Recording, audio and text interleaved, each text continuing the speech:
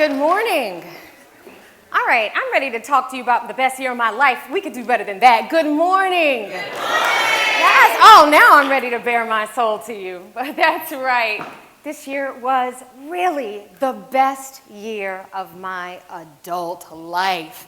I was the announcer for the 94th Academy Awards, aka the Oscars. So yes, ladies and gentlemen, that was my voice that you heard all night, trying to pronounce these hard names with a smile and not let you know I was sweating on the inside. But I did it, and it was such a fantastic night. And guess what, y'all? It was the Oscars program that nobody is ever gonna forget. Do I have to say more? I don't think I do. The next morning, literally, I got a text from the chancellor of UNC-Chapel Hill inviting me to the men's NCAA Final Four in New Orleans. Now wait, I'm gonna stop right there. I recognize that we are 2 blocks away from Duke University. And I also recognize I'm probably talking to part Blue Devil fans. Who's a Blue Devil fan in here? Don't be scared, it's okay. Mostly Tar Heels? Well, there's no rivalry I'm trying to start. I'm just trying to say I come in peace. I don't want anybody waiting on me in the parking lot afterward. I come in absolute peace. But you have to admit, no matter what side you are on, how historic it was to be there, second row, watching Carolina prevail over Coach K's final game, and sitting 2 seats down. They sat me 2 seats down beside Governor Cooper of North Carolina. It was amazing. And still, this is just the start of the year. Also, a month after that, my wife and I got an email to attend the official Pride celebration at the White House. 2 weeks after that, we got another invitation to come back, and this time at the Vice President's residence. And just last month, 3 times, y'all, in the same year, we got invited back to witness the signing of the Respect for Marriage Act, recognizing us both as interracial and same-sex. Thank you, United States of America and the world. But 3 times in 1 year. I, this past year, was the MC on the stage of the Oprah Winfrey Theater, my girl. Now, I didn't meet her this year, but she's still my girl. At the Smithsonian African American Museum of History and Culture. I then returned back to Carolina, not just one other time to be the MC for the Morehead-Cain 3-day Alumni Forum weekend, but then to return for the big stage of the Carolina Celebration closing campaign, where they announced raising $5 billion, one of the highest of any higher education institution, in front of 600 of the most elite and amazing Tar Heels to ever step foot on campus. My year ain't even done. Icing on the cake, what? I booked 2 studio feature films and booked a national commercial. Y'all, give it up for my year. What? So naturally, after I tell folks about my year, the next question is, Janora, how did you do it? How did this happen? What did you change in your life to bring about such success? Well, truth be told, I had to think about these things too, because my life in LA was not always like this. First 10 years in LA, I was on that struggle bus for real. I was the struggling artist, being a grown-ass woman with too many roommates to make sense. I had all kind of side jobs. I danced for bar mitzvahs. I was a car show girl for many more years than I would like to admit. And bring it back to my NCSSM roots, though, I was a tutor for the math section of the SAT. Thank you very much. I didn't let it go to waste. But you can imagine when I hit that 10-year mark and I thought I hit my big break, when I was social worker Janet on Grey's Anatomy. So for those of you who watched the show, I was the social worker who was over the baby case with Meredith and Derek. I gave the baby to him. She lied to me. I took it back. For those of you who don't watch the show, just know that that meant I had a part. I was part of the storyline. My storyline involved the main characters. I came in and out for several episodes. In other words, this was it. This was my big break. So you can imagine how heartbroken I was afterward when nothing happened. No new agents calling my phone, ready to represent me. No new roles, not even any more auditions than one I had before. So not only was I frustrated and hurt and sad, I was also confused. How does this business work? I thought you do good work on a good show and more work would come. And when that didn't happen, it really took me to a sad place. It took me to a place where I even questioned if I was built for this. If A plus B doesn't equal C, then how does math work? I went to School of Science and Math. And when that doesn't even compute, am I even in the right spot? Am I built for this? Well, I stuck around, but I stuck around now with a bit more weight on my back. It was a burden that I was carrying that really was an expression of the dissonance between what I thought my life should have been and what my life really was. It wasn't until 10 years later that I got my next big break. Actually, it's when we all got our big break. It's when the world got its big break, also known as the pandemic, when everything shut down. And it was a break. It was a break for us all to think about our lives, to really take a look in the mirror. Do we like what we see? Do we like who we are? Do we like the choices that we've made? So it was this time that made me realize that I was carrying around this extra burden that I didn't need to. And it was tied to the idea that my happiness and my self-worth was attached to whether or not I was working in Hollywood. Ooh, that was a dangerous train to be on. And I wanted to get off. I wanted to figure out that inner game. How does that self-validation come from here and not out there? So good thing we're in a pandemic. I ain't got nothing but time. And in that time, through lots of prayer, through lots of podcasts, I came up with a few different things that resonated with me more than any others.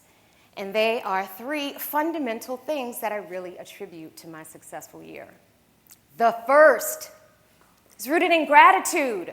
Trade your expectations for appreciation, and the world changes instantly. So how many of you all make a vision board? Yeah? Yeah, me too, right? Here's mine. Look at me looking all good, 120 pounds. I don't think I've been that size since I was senior, sitting out there. But it's okay, it's on my vision board, right? This is my career. These are all the women I aspire to be, things I aspire to have. Well, during the pandemic, looking at this didn't bring me hope.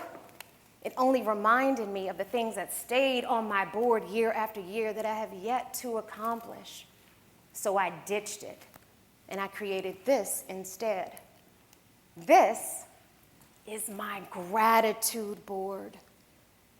I spent time, all these pictures we take on our phones, they live on our phones. I took the time to print them out. And they are of the moments that remind me of when I was doing it and that I have done it. I printed out pictures of the people who love me and who are there for me. The people in this audience here for me now, you're on my vision board. Thank you. So instead of every morning looking at who I'm not, I'm looking at who I am.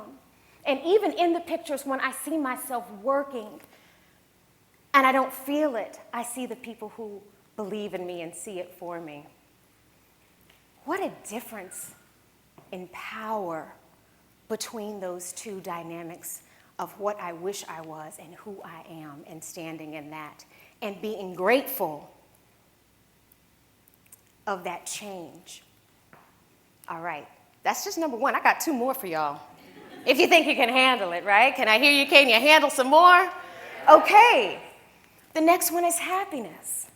Happiness isn't a crop you harvest when your dreams come true. It's more like the fertilizer that makes them come true faster. So we've all heard this, right? You don't wait till you get there to be happy. You're happy now. Life's too short. It's about the journey, not the destination. I'd heard that too, plenty of times, even before the pandemic. But sometimes when you hear something good, sometimes it doesn't fully sit or resonate, or you don't fully act upon it. I had never heard that actually being happy helps you get to happy. So for some reason, it clicked a little differently. And I was like, okay, well, if being happy along the way helps my dreams come true faster, then let's talk about this happy part. Is happy this constant state of elation? For me, that just didn't compute. That didn't make sense. This is when I realized I was a full-fledged, card-carrying member of the OTC. Who out here is also a member of the OTC? Overthinking crew, right? It's a full-on production up here, going on at all times. What did I do yesterday? Why did I eat that? Or why did I say that? Or what am I going to eat tomorrow? Or, ooh, that thing next week, let me start worrying about it right now. I realize that when I am able to turn that off, that is when I find peace. Right now, everybody take a deep breath. I felt good, right? Let's do it again. Inhale, everyone. Let it out. During that breath, especially asking my OTC brothers and sisters, was anything going on up here? It was clear, wasn't it? So something as simple as a breath that can help us be present.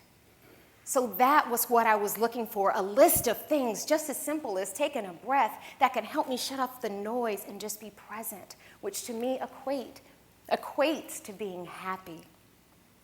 So let me tell you about some things on my list. 1, taking pictures. So I like to walk. And again, referring back to my OTC folks, when you walk, sometimes this goes into overdrive. So I decided to take out my phone, which is pretty amazing. I don't need a fancy camera. All our smartphones can do some really amazing things. But I started to play with pictures. So instead of being in here, my focus was now out there in the world, trying to play on how the sun ray hits a particular leaf at a particular angle in portrait mode. Hey, I'm good. You can't tell me I don't have iPhone skills. Whatever it was, though, it completely put me present in the world to all of the miracles and beauty that is just waiting to be discovered by us if we just took time to be present. Something else that keeps me present, music. Think right now of that song that if I put it on, you would get up and jam. Or maybe you're shy, so maybe just at least tap your foot or bob your head. Or maybe a particular song that could take you to an exact time and place and puts a smile on your face or makes you feel bold. I got a list too.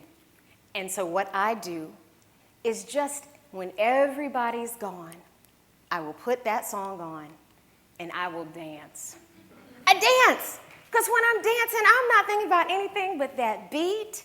My moves aren't even good. But the point is ways that we could be free and present. All right, I got one more thing that was really important in this whole process. Consistency. We are what we repeatedly do. Excellence then is not an act, but a habit. So in other words, it was so important, whether it's the gratitude or whether it's the present moment awareness that brings joy and peace. You can't just do it once a week or when you think about it. It is a commitment every day. Without that consistent commitment, the magic doesn't happen. So for myself, I made it part of my routine. When I wake up in the morning, before I touch any phone, any email, anything, I go to my gratitude board, and then I look on that list. Maybe I'll break out a dance. Maybe I'll just simply breathe. But whatever it is, I am consistent with it. This whole idea about consistency also helped me reevaluate how I felt and defined success. So success up to this point was series regular on a 1-hour drama. So in other words, I wasn't social worker Janet, the guest character. I was Meredith Grey on that show every week for 20 years, daggone it. But thinking of success that way, if I compared series regular on a 1-hour drama to the year I just had, I went to the White House, y'all. Kamala's my girl. And I did meet her, and she's amazing.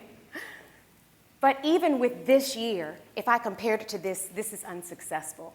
How dare I call the year that I had unsuccessful just because it doesn't meet this? So I now have redefined success to be sticking to these habits. Do I wake up every day and find gratitude? Do I wake up every day and find some way to be present in the moment? If I can do that every day, I am a success. And I know that these successful habits lead to successful lives. It can't help but build on each other. So, I'm just 1 year in, okay? I'm a work in progress, I'll admit that, but I know that there is magic to this. And I invite you all to join me in that magic.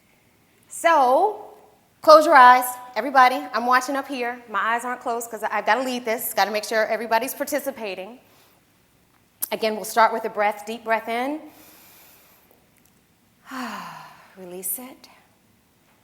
And I want you to think about a moment in time where you felt alive and at your best self. Maybe it was after a certain project or at a certain event where you just felt good. Because we are tied to our phones, I know you got a picture of it. I challenge you to print it out. Keep your eyes closed and think about the people who were cheering you on in that moment.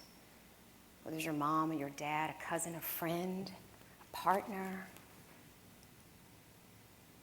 I want you to go home and print out a picture of them as well. With this printed out picture, think about a place in your home where you can keep it. I'm not talking about under the bed. I'm talking about maybe your closet space, maybe your refrigerator space, just somewhere where daily you can look at yourself and see yourself winning and remind you that you already got it. And see the people that see it for you and want it for you. Okay, eyes still closed now. We're still playing this game. Now I want you to think about a time where you are completely present. Maybe it's the guitar over here. Maybe it's singing in the shower. Maybe it's you in nature, barefoot in the grass, out there on the lawn in front of First Beall. Okay. Now I want you to think about a way that you can be consistent in visiting that space. Maybe attach it to something you do on a daily basis. Maybe every day when you brush your teeth, take 5 deep breaths before you start. Or maybe when you are brushing your teeth, always brush it and play that song that brings you joy, where all you're doing is singing and brushing. Okay, now open your eyes. So many times we hear something that moves us, but then when we move on, so does that idea. I just wanted to leave you with some concrete ideas that you could take forth. Because if you take them forth, because I'm telling you, I'm taking these forth, I look forward to meeting you in the space of that magic, of all things that are possible that happen from just small steps every day. And at the very, very least, at least we have created some habits in our lives that make them just a bit more beautiful. Thank you.